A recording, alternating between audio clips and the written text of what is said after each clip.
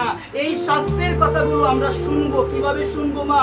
শ্রদ্ধা সহকারে, বিশ্বাস সহকারে, মনে প্রাণে কায় মনোবাক্যে শ্রবণ করার পরে মনের মধ্যে সেই কথাগুলো জায়গা দিতে হবে একবার।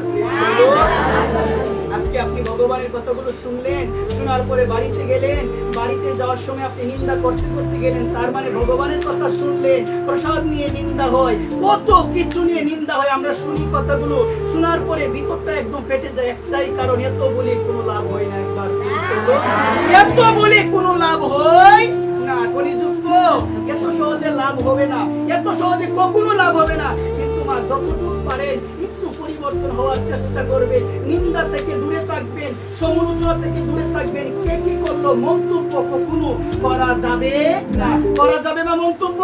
আমরা তো অনেক মন্তব্য করি, কার বাড়িতে কি হয়, কার বাড়িতে কি আলোচনা হয়, কোন ছেলে কি করে, কোন মেয়ে কি করে, এগুলো নিয়ে দেখতে দেখতে আমাদের জীবন শেষ হয়ে যায়। নিজের জীবনে যে কি হয় এটা আমরা কেউ দেখি না। শাস্ত্রে বলা হলো মা, নিজের জীবনের দোষগুলো আগে দেখতে হবে, অন্যের জীবনের দোষ কখনো দেখা যাবে না। একবার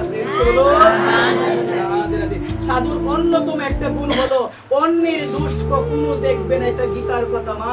গীতার 16 অধ্যায়ে বলা হয়েছে, যারা দৈব গুণের অধিকারী তারা কখনো অন্যের দোষ দেখবে না। যারা অসুর গুণের অধিকারী তাদের মধ্যে একটা লক্ষ্য থাকবে, একটা গুণ থাকবে, সবসময় আমরা কার দোষ দেখবো? অন্যের দোষ দেখবো। কিন্তু মা মনে রাখবে, যারা গোবিন্দের ভক্ত, যারা রাধারানীর ভক্ত, তারা সবসময় নিজের দোষ দেখে আমার মধ্যে কি দোষ আছে, আপনার মধ্যে কি দোষ আছে, এটা কখনো দেখবে না। একবার আর সংসারী মানুষের লক্ষণ হলো নিজের মধ্যে অনেক বড় দোষ রয়েছে, এই দোষ তারা দেখবে না।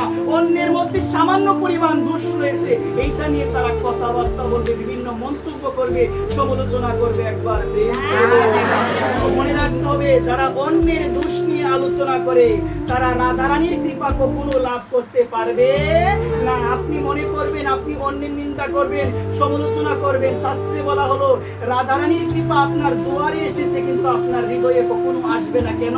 আপনি তো অন্যের সমালোচনা করেন, অন্যের নিন্দা করেন। যে ব্যক্তি অন্যের নিন্দা করে তার হৃদয়ে কখনো রাধারানীর কৃপা পৌঁছাতে পারে না। একবার তার মানে মাগো, এই হৃদয় পাত্রটাকে পরিষ্কার করতে হবে। এই হৃদয়ের মধ্যে থাকবে ভালোবাসা।